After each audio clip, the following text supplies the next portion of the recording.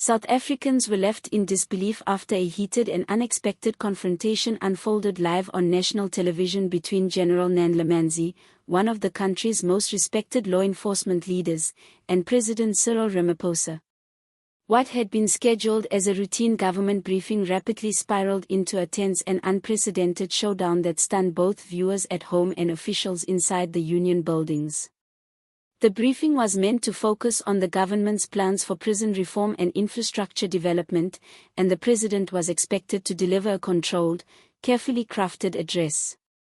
No one imagined that General Nhlanhla Mkhwanazi, a figure known for his strict, uncompromising stance on crime and corruption, would directly challenge the president in front of millions of viewers. Yet halfway through the session, he interrupted the president's prepared remarks, demanding answers regarding allegations of secret multi-million-rand prison contracts that he claimed had been hidden within obscure government departments to escape public scrutiny. The tension in the room became immediately palpable as reporters, officials, and citizens across the country watched the dramatic exchange unfold.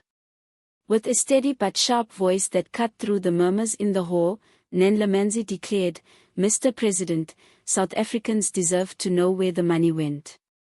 You cannot keep silent when lives are being destroyed by corruption within your own administration." Those words brought the entire room to a standstill, and even President Ramaphosa appeared visibly taken aback. According to Nhlanhla Mkhwanazi, these hidden contracts amounted to billions of rands funneled into private prison construction projects that never materialized, suggesting a large-scale corruption scheme involving improper oversight, inflated invoices, and potential links to foreign shell companies. He alleged that several of these companies received generous payments without fulfilling their obligations, and further hinted that high-ranking ANC figures may have played a role in approving the deals, possibly with the intention of laundering funds through offshore accounts. As he stared directly at the president, he added, "You speak about building a better South Africa, but these hidden contracts are tearing it apart from the inside." Journalists gasped, cameras zoomed in, and social media exploded as the confrontation played out in real time. The president attempted to respond after a long, uneasy silence, insisting that the claims were politically motivated and that all government contracts undergo standard audits. He assured the public that any irregularities would be investigated by the appropriate authorities. But Nhlanhla Mkhwanazi refused to yield, proclaiming that he already possessed the evidence and planned to release it publicly regardless of the government's response. The situation descended into chaos as security staff moved toward the podium, presidential aides attempted to regain control, and broadcasters abruptly cut to a commercial break. By then, the damage had been done. Millions had witnessed what could become one of the most explosive confrontations in the country's recent political history, and within hours, videos of the exchange saturated every major social media platform. Hashtags such as #Nhlanhla Mkhwanazi vs Ramaphosa, #Hidden Contracts, and #ANC Under Fire began trending almost immediately. Many South Africans applauded the general for his boldness, describing him as a national hero for daring to challenge the president openly. Others warned that such a public confrontation could have serious political consequences for him and might trigger retaliatory measures from powerful individuals implicated by his claims. Comments poured in from across the country, with one user writing, "Finally someone has the courage to confront the president on live TV. We need more leaders like Nhlanhla Mkhwanazi," while another remarked, "If these hidden prison contracts are real, this could become the biggest corruption scandal in modern South African politics." For months, investigative reporters had hinted at irregularities within the country's prison development funds, noting that large sums had been allocated for construction and renovation projects with little visible progress on the ground. The general's outburst appeared to confirm these suspicions and suggested that the alleged corruption might be far more systemic and deeply rooted than previously believed. An anonymous government insider even told journalists that the contracts were intentionally buried in layers of bureaucracy, designed to remain undetected unless someone with authority and determination went searching for them.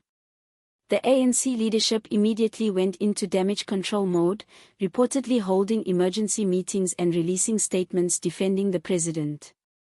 Opposition parties, however, wasted no time capitalizing on the political moment. The Democratic Alliance called for an urgent parliamentary inquiry into the alleged contracts, while the economic freedom fighters demanded President Ramaphosa's resignation, claiming the confrontation revealed the depth of corruption undermining the nation's democratic institutions. Analysts suggested that this moment could spark significant internal divisions within the ANC, potentially creating factions between those who continue to support the president and those who quietly support Nhlanhla Mkhwanazi's stance. Meanwhile, anticipation continues to grow as the general has announced plans to release the full evidence file at an upcoming press conference. Several media outlets have already confirmed that they will broadcast his statement live, and experts predict that the information he plans to reveal could redefine South Africa's political landscape.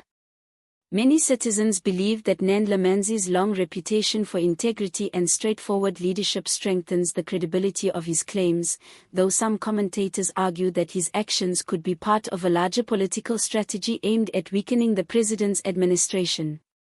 Despite differing opinions, one fact remains clear: the confrontation has sparked a national conversation about accountability, truth, and the future of ethical governance in South Africa.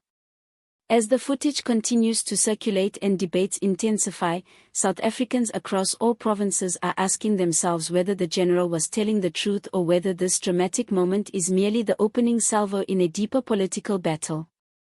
The coming days promise further revelations, heightened tensions, and potentially transformative consequences for the country's leadership.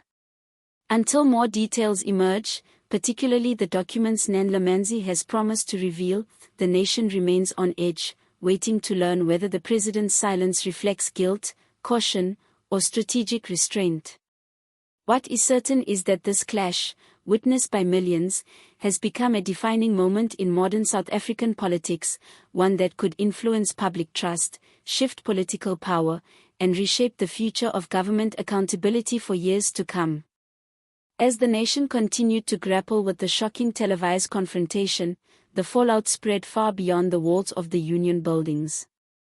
Analysts on major news channels dissected every second of the exchange, replaying close-ups of General Nhlanhla Mkhwanazi's stern expression and President Ramaphosa's stunned reaction. Commentators noted that such a direct public challenge between two senior government figures was unprecedented in recent South African history, especially during a live national broadcast. Many argued that the general's interruption reflected deep internal fractures within state institutions, fractures that had likely been widening for years but had never been exposed so dramatically. Others suggested that the confrontation symbolized a growing frustration among law enforcement officials who felt powerless against rising corruption, bureaucratic inefficiencies, and political interference. Behind the scenes, insiders reported that government departments were thrown into a state of panic as officials scrambled to assess the potential damage. Rumors circulated that several directors general demanded emergency briefings, while legal advisors began reviewing procurement procedures in anticipation of a possible nationwide audit. Meanwhile, opposition parties seized the moment, calling for immediate suspension of all major prison-related expenditures until the general's claims could be fully investigated. Their demands further inflamed the political climate, increasing pressure on the presidency to respond decisively. Yet the president's office released only a brief statement urging South Africans not to jump to conclusions, emphasizing the need for calm, cooperation, and lawful process. Critics quickly dismissed the statement as evasive, arguing that silence and caution only fueled public suspicion. At the same time, civil society organizations, including anti-corruption watchdogs and human rights groups, began drafting open letters calling for transparency and urging the government to release all prison contract records for public review. Activists announced plans for nationwide marches, insisting that citizens had a right to know how public funds were being used. The sudden surge in civic engagement created a sense of unity among frustrated citizens who had long felt disconnected from decision-making processes. Social media platforms became battlegrounds for heated debates, with users analyzing leaked snippets, alleged documents, and speculative breakdowns of the supposed contracts. Though much of the circulating information lacked verification, the public appetite for answers grew by the hour.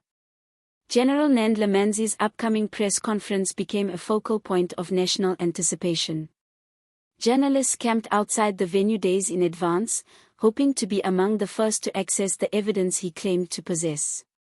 Reports suggested that security around the general had been tightened following concerns that his revelations could make him a target. Some commentators speculated that the general's actions, whether driven by patriotism or political ambition, had irrevocably altered his career and possibly the trajectory of South African politics itself. Others wondered whether this confrontation was merely the beginning of a larger storm, hinting at deeper networks of secrecy within government structures.